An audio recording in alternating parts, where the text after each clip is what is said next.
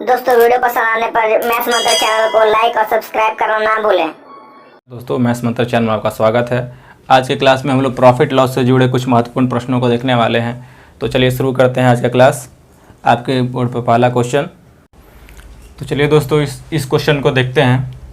इस तरह का क्वेश्चन पूछा जाएगा दोस्तों कि अगर इसमें दिया रहेगा कि लाभ प्रतिशत का संख्यात्मक मान क्रय मूल्य के बराबर हो, या दिया रहेगा कि हानि प्रतिशत का संख्यात्मक मान क्रय मूल्य के बराबर हो, तो वस्तु का क्रय मूल्य निकालना है। ठीक है। तो इसके लिए जब लाभ प्रतिशत का दिया हो के बारे में बताया गया हो कि लाभ प्रतिशत का संख्यात्मक मान क्रय मूल्य के बराबर हो, ठीक है, क्रय मूल्य के बराबर हो, तो हमको विक्रय मूल्य का ऐसा गुणनखंड निकालना है, विक्रय मूल्य का ऐसा गुणनखंड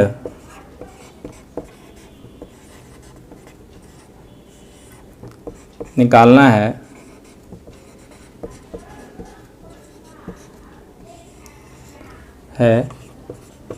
जिसका अंतर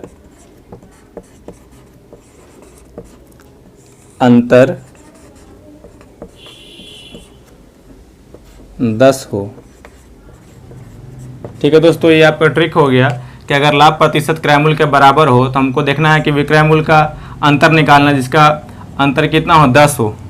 तो यहाँ हम लोग का विक्रय मूल्य कितना दिया हुआ दोस्तों, विक्रय मूल्य दिया हुआ है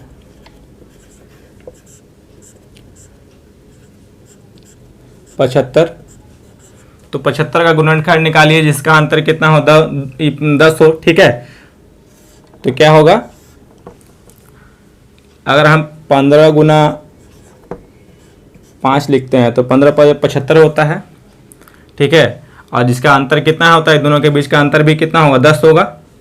ठीक है। तो हमको क्रय मूल्य निकालने के लिए कुछ करना नहीं है, अब बड़ा वाला को नहीं लेना है, जो छोटा वाला संख्या होगा उसमें 0 लगा कर हमको इसका आंसर लिखना है। कितना हो जाएगा, 50 रुपये दोस्तों इसका क्या हो जाएगा, क्रय मूल्य हो जाएगा वस्तु का। ठीक है। चलिए अगला क्वेश्चन देखते हैं। चलिए दोस्तों देखिए क्वेश्चन। इसमें बोल रहा है कि सूरज एक वस्तु को 39 रुपये में बेचता है, मतलब इसका सेलिंग प्राइस कितना दिया हुआ है, SP 39 रुपये, जिससे उसको उतने प्रतिशत लाभ होता है जितना में उसने वस्तु खरीदा था। मतलब यहाँ भी बोल रहा है कि लाभ प्रतिशत किसके बराबर है, क्या बोल रहा है, लाभ प्रतिशत क्रय मूल्य के बराबर। मत खरीदना मतलब सेलिंग प्राइस हो गया, यहाँ इसका ये कॉस्ट प्राइस हो गया, सॉरी कॉस्ट प्राइस इसका हो गया खरीदना। ठीक है।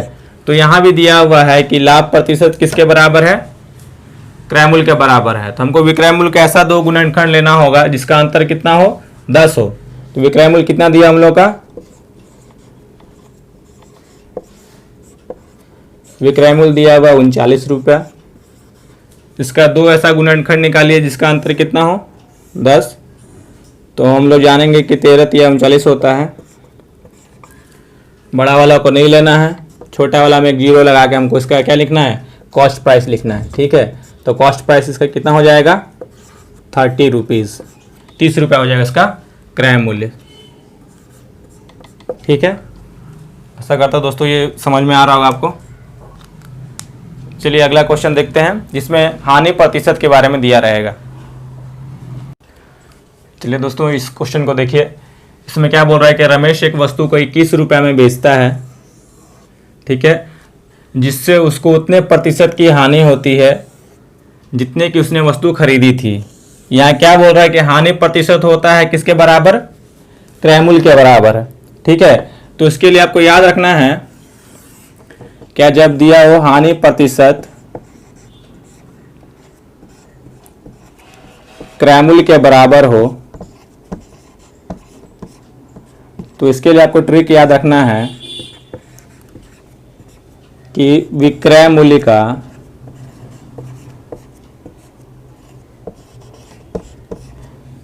ऐसा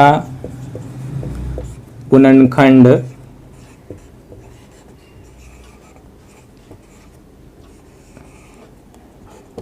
जिसका योग 10 हो। दोस्तों हमने लाभ वाले प्रश्न में पढ़ा था, उसमें हम लोग देख रहे थे कि विक्रय मूल्य का गुणनखंड का अंतर हम लोग देख रहे थे 10, लेकिन जब हानि दिया हो तो हम लोग को उसका क्या देखना है, योग देखना है कि 10 हो। ठीक है, तो यहाँ देखिए वस्तु का विक्रय मूल्य कितना बोला गया है, 21 बोला है। ठीक है, विक्रय मूल्य कितना बोला गया है, 21 रुपया। तो 21 का ऐसा दो गुणनखंड निकालना है जिसका योग कितना हो, 10। तो 7 या 21 होता है। ठीक है, अगर इसका हम लोग योग देखेंगे तो 10 आ रहा है। ठीक है, तो ऐसी स्थिति में जब हमारा हानि वाला कंडीशन हो तो उसका हमारा जो क्रय मूल्य होगा वो 2 होगा। ठीक है, 2 आंसर आएगा इसका। क्या लिखना है, एक 70 में, मतलब इसमें एक 0 लगा दी तो 70, एक यहाँ भी 0 लग जाएगा। ठीक है, तो इसका आंसर हो जाएगा 70 रुपया या 30 रुपया। ठीक है, आपके ऑप्शन में इसी तरीका रहेगा। ठीक है, या तो 70 दिया रहेगा या 30 दिया रहेगा, या हो सकता है कि दोनों दिया रहे। तो चलिए अगला क्वेश्चन देखते हैं इसी पर आधारित। यहाँ देखिए दोस्तों, इस क्वेश्चन में क्या बोल रहा है कि किसी वस्तु को 9 रुपया में बेचने पर, ठीक है, सूरज को उतने प्रतिशत की हानि होती है। हानि का बात बोल रहा है। ठीक है, जितने में उसने वस्तु को खरीदा था, और क्रय मूल्य का बात बोल रहा है। तो वस्तु का क्रय मूल्य ज्ञात कीजिए। तो यहाँ भी बोल रहा है कि हानि प्रतिशत किसके बराबर है, क्रय मूल्य के बराबर है। तो हमको क्या देखना है कि विक्रय मूल्य का ऐसा गुणनखंड जिसका कितना हो, योग कितना हो, 10 हो। ठीक है, तो हमको क्या दिया हुआ है, यहाँ विक्रय मूल्य दिया हुआ है। तो विक्रय मूल्य को लिख लीजिए, कितना दिया हुआ है, 9 रुपया। ठीक है, तो 9 का ऐसा दो गुणनखंड जिसका योग कितना हो, 10। 9 गुना 1 लिख सकते हैं इसको। हानि वाली कंडीशन में 2 आंसर आएगा हमारा, 2 क्रय मूल्य निकलेगा। एक इसको 0 लेके लिखेंगे ना, तो क्रय मूल्य कितना हो जाएगा, 90 रुपया या ये 90 रुपया या 10 रुपया। ठीक है दोस्तों, आपके मतलब क्वेश्चन में जो ऑप्शन दिया रहेगा तो इसी तरीके से दिया रहेगा, या तो 90 दिया रहेगा ऑप्शन में, या हो सकता है 10 दिया हो, या दोनों भी दिया रह सकता है। ठीक है, तो देखिए इस माध्यम से आप इस तरह के क्वेश्चन को बहुत आसानी से सॉल्व कर सकते हैं दोस्तों। आगे अंतिम क्वेश्चन देखते हैं। ठीक है, चलिए दोस्तों देखते हैं आज का अंतिम क्वेश्चन। इसमें बोल रहा है कि किताब विक्रेता अपनी किताब को 96 रुपया में बेच देता है, तो वस्तु का क्रय मूल्य पर प्राप्त लाभ प्रतिशत जो है वो क्रय मूल्य के क्या है, बराबर है।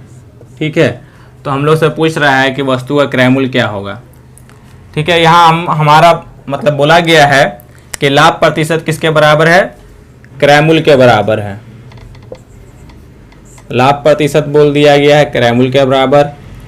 ठीक है, मतलब सीपी कॉस्ट प्राइस है ना। तो हमको क्या करना है, विक्रय मूल्य का क्या निकालना है, ऐसा दो गुणनखंड